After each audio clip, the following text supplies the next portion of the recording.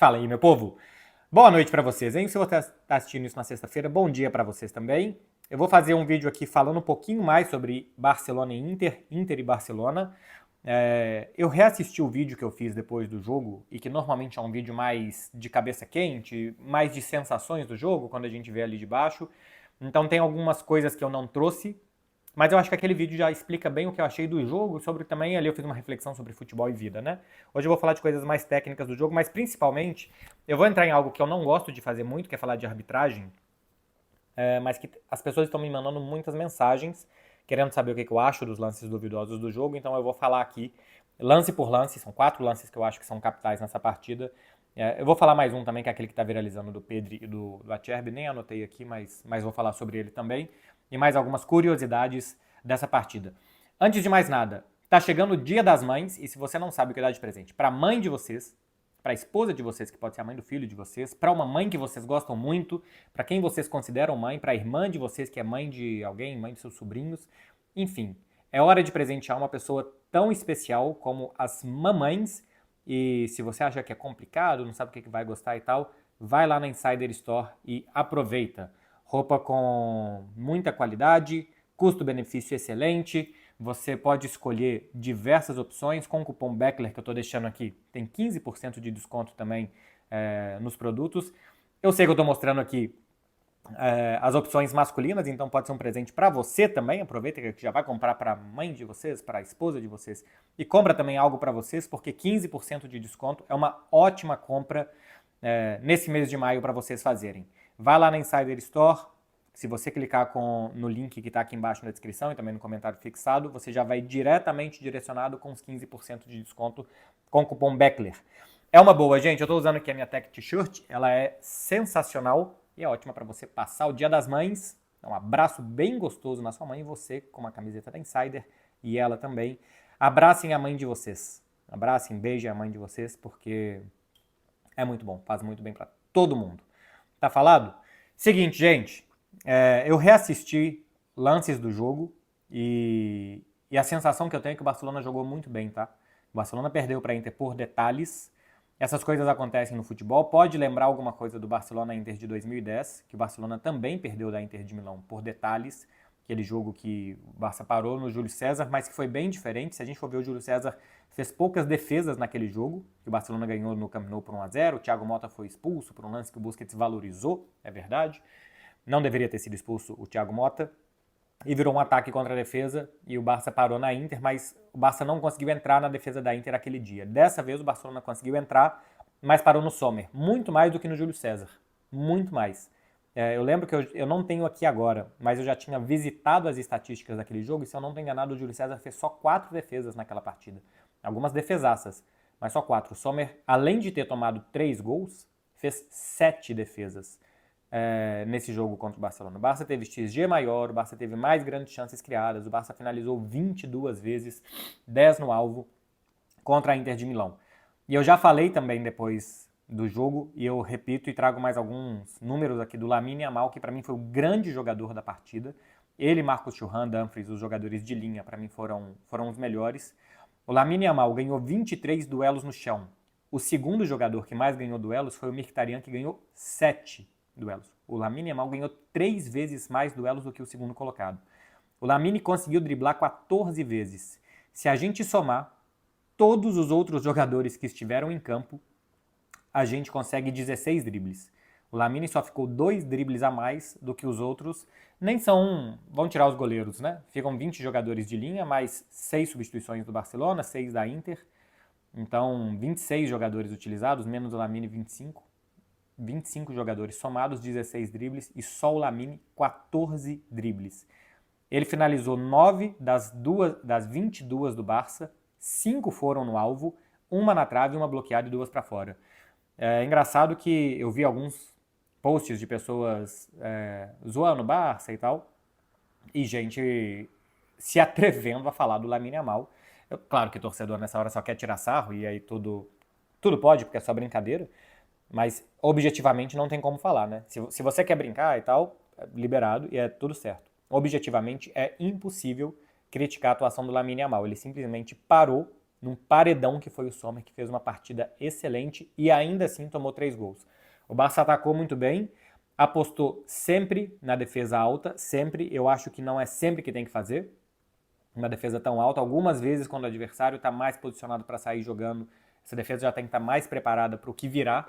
No lance do terceiro gol, por exemplo, acho que a defesa tinha que estar bem mais atrás e não devia estar defendendo naquela altura, naquele momento do jogo. Acontece que o Barcelona defendendo atrás se sente muito desconfortável, ele se sente mais confortável fazendo isso, marcando lá na frente, recuperando a bola lá na frente. O terceiro gol o Barcelona sofreu porque joga assim, mas o Barcelona fez 3 gols antes porque joga assim também. Essa coragem, essa fome, essa vontade de marcar em cima, de recuperar a bola, é o que fez o Barcelona conseguir 3 gols. E isso também tem um problema, porque sempre que você joga assim, você corre riscos, e correu o risco do terceiro gol. Lances duvidosos. E antes de mais nada, que já fique claro aqui, eu não acho que a Inter se classificou por conta da arbitragem, eu acho que considerar isso é um erro, é desmerecer a Inter, que fez um muito bom jogo, um excelente primeiro tempo, que sobreviveu, sabe-se lá como no segundo, mas que é capaz de, mesmo quando não está jogando bem, também produzir gols. Foi assim no finalzinho do jogo. E na prorrogação também nem estava tão bem, era um jogo igualado. E a Inter conseguiu o gol do Fratesi. Então, eu vou levantar a bola aqui sobre alguns lances duvidosos, mas eu não vou justificar a classificação da Inter, a eliminação do Barcelona, por erros de arbitragem. Cronologicamente, o possível pênalti do Acerbi numa finalização do Dani Olmo. Eu não vou colocar as imagens aqui por uma questão de direitos. O Acerbi dá um carrinho e a mão dele não está em posição perpendicular ao chão, ela não está reta em direção ao chão, não é uma mão de apoio, é um pênalti que pode ser marcado. O árbitro ali pode ter interpretado que era muito perto, que ele estava em posição de descer o corpo para dar o carrinho e tal, mas é um pênalti que pode ser marcado e pode não ser. Eu acho que ele poderia ter ido no VAR observar. Ou ele já tinha uma comunicação com o VAR, ele já tinha visto a mão e ele não precisou revisar porque ele considerou que é uma mão natural. A mão do Lewis Skelly, do Arsenal, por exemplo, que gerou um pênalti na partida contra o Paris Saint-Germain, também é uma mão muito aberta para tentar fazer um bloqueio, a diferença é que ele não está indo ao solo e existe mais distância entre ele e o cara que finaliza. Talvez essa tenha sido a interpretação.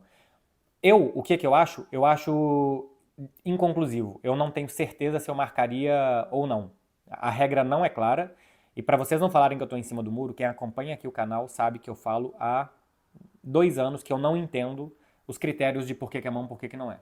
Às vezes a gente vê uma que é, outra que não é, e elas são muito parecidas. Eu não entendo. Eu acho que realmente, como o jogador está muito perto, talvez se possa levar isso em consideração e não marcar. Eu acho que é 60-40 para não. Mas eu acho que é interpretativo, e se o árbitro não viu direito naquele momento, eu acho que ele deveria ter sido chamado o monitor para ver. O pênalti do Lautaro é indiscutível, Pau Cubarsí chega bem para desarmar, mas o Lautaro coloca o pé de apoio, ele acerta primeiro o pé do Lautaro, é pênalti e muito bem marcado. No segundo tempo tem um pênalti em cima do Lamine Yamal, que é revisado e é dado falta fora da área. Tem um primeiro toque no Lamine fora da área, e depois, no seguinte passo do Lamine, tem outro toque em cima dele. Vocês vão lembrar aquele pênalti do Endrick contra o Espanhol, que o cara do Espanhol começa a segurar o Endrick quase na bandeirinha de escanteio, larga ele dentro da área e aí o árbitro dá pênalti, porque a falta termina dentro da área. Isso poderia ser considerado no lance do Lamine também. Só que eu acho que a jogada que derruba o Lamine é o pé fora da área. O segundo pé do Mkhitaryan que toca o Lamine, eu acho que ele já está caindo, que ele vai cair, por mais que não dá para saber se ele vai tentar continuar no lance ou não. Eu acho que o primeiro já tinha sido suficiente para desequilibrar o atacante do Barcelona. Mas eu também acho que é interpretativo. Eu também acho que o árbitro deveria ter sido chamado no monitor para revisar a jogada. A questão é que sempre que o árbitro vai no monitor, ele acaba trocando de ideia porque ele fica muito condicionado. Deixaram a marcação de dentro de campo. Foram 2 lances duvidosos, né? O pênalti do Acerbi e esse em cima do Lamine Yamal. Em ambos eu não marcaria a favor do Barcelona, mas eu acho que os dois mereciam uma melhor observação do árbitro. E nesses dois, quando ficou na dúvida entre o Barcelona e Inter, o pão acabou caindo com a manteiga para baixo do lado da Inter, né? Acho que a reclamação do Hans Flick no final do jogo, inclusive, foi essa. E para mim, este lance, sim, existe um erro, que é a falta do Dumfries no Gerard Martin no terceiro gol. Porque é um lance muito parecido com o pênalti do Pau Cubarsí. O Dumfries, perdão, não tem a bola dominada, é uma disputa.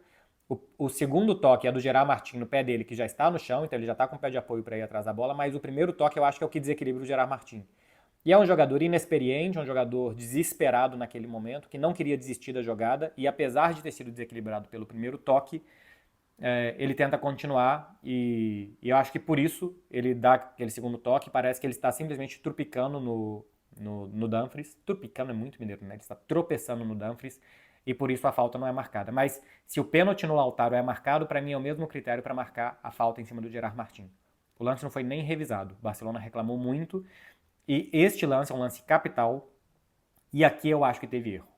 Todos os outros eu acho que pode ser, pode não ser. Aí o Barcelona está reclamando que quando pode ser, pode não ser, o árbitro nem no monitor foi. Eu acho que é uma reclamação justa. Eu não marcaria, mas eu acho que é justo reclamar que o árbitro não foi ver. Eu acho que são lances que merecia uma interpretação melhor do árbitro. E este, para mim, é uma má marcação, é uma má decisão. É um lance capital, ao minuto 93,5 de jogo, faltando 1 minuto e meio para acabar. E ali eu acho que o Marciniak errou e a equipe de VAR também de não ter revisado a jogada corretamente. O lance do Lautaro, muito tempo depois, ele é revisado para ver que o pé do Pau Cubarsí realmente acerta. E o pé do Dumfries também claramente acerta o Gerard Martin. Se o Gerard Martin tivesse sido um pouco mais malandro, né, de caído, ficado no chão parecendo que estava com muitas dores ali, talvez tivesse levantado, que podia ter tido um primeiro toque.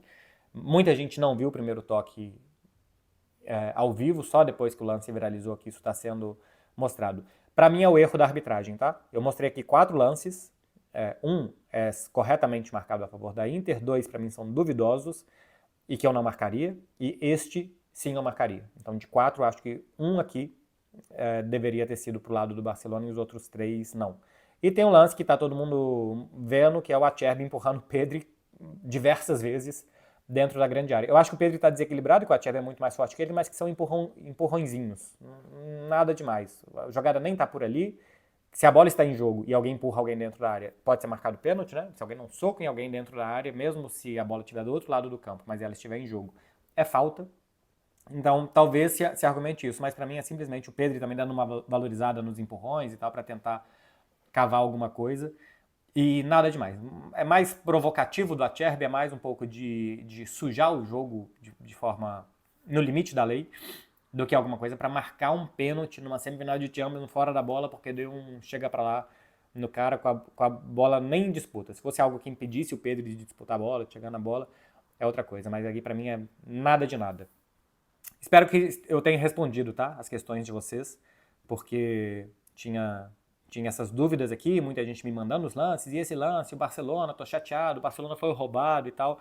Sugiro que vocês não vão por aí. Um grande jogo de futebol, cheio de detalhes pra cá e pra lá que podiam ter mudado a história, inclusive da arbitragem, sabe? Não tem nada clamoroso que seja um absurdo e que o torcedor do Barcelona tem que estar revoltado. Eu acho que decisões aqui e ali e que acabaram caindo do lado da Inter. E paciência, né? Na temporada que vem é se defender melhor para não ter que depender tanto de lances tão duvidosos. É isso, meu povo. Eu volto amanhã para responder as perguntas de vocês. Sábado eu faço uma prévia de Barça-Madrid e domingo um pós-jogo de Barça-Madrid também. Boa quinta-feira, hein? Vai aproveitar, porque vocês sabem que a quinta é a nova sexta e já tá na hora. Valeu, gente. Tchau, tchau.